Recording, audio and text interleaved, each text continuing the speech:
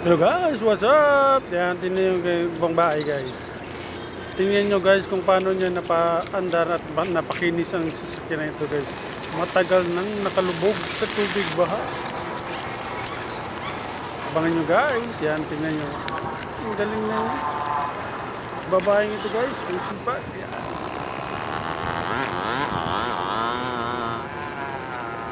Tagal na lang nakalubog yan, ganyan.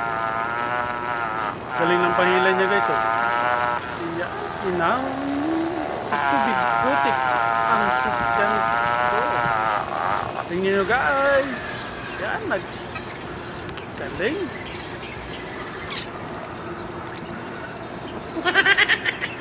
Oh, maayos pa guys, kasi nalubog nga lang sa tubig baha. Ayan, nagkaroon ng isda sa tagal na nakalubog. Tingnan nyo guys, ang dami ng isda. Ayan, nanghuli na ng isda guys. Ang lalaki ng isda na huli niya sa loob ng kotse. Ayan. Libre ng pang-ulam. Yun. Oh. Sa tagal na nakalubo guys, lumaki na yung mga isda. Tingnan nyo.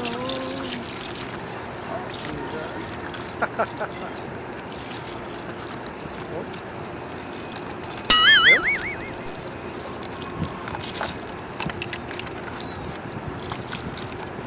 Ayun, laki. Laki guys. Yan. Libre na ng pang-ulam. Pero anyway guys, ang galing talaga. Tingnan nyo kung paano niya nilinis at paano na napakintab itong kotse na guys.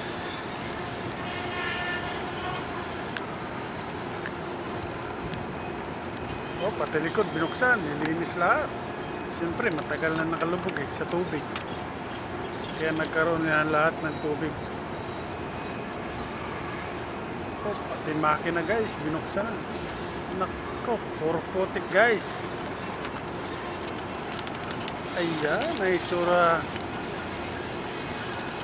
Simula na ang paglilinis guys. American Suwasa guys.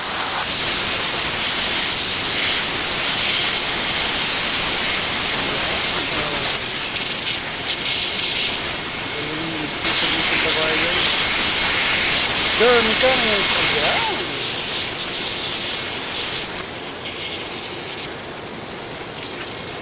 washing lahat, labas loob. Ayan, kumintab na ng kote guys.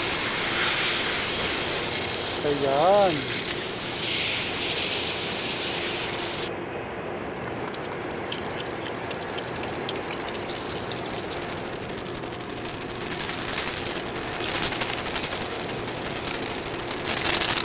sinalok na, nilimas na ang loob ng kotse. Ayan. Oh, putik na lang naiwan. Ayan, simula na ang pagbabaklas. Pinaklas na lahat guys.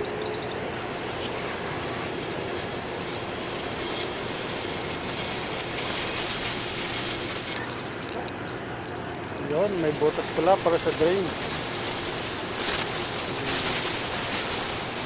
Okay guys, pwede na. Ayan, lagyan pa ng sabon para bumango at kuminta.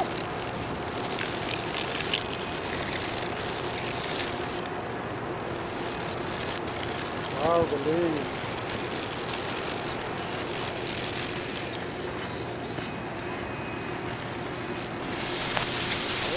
Malinis na. Pwede na yan guys. Yan. Kintab na. Pwede na. Ang lakas niya guys. Ayan. Abangan nyo guys yung part nito kung paano niya napaandar at napatakbo guys. Ayan ang lakas.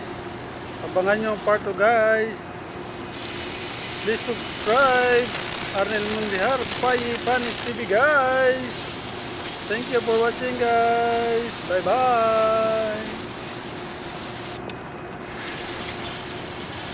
Abangan nyo guys ang part 2.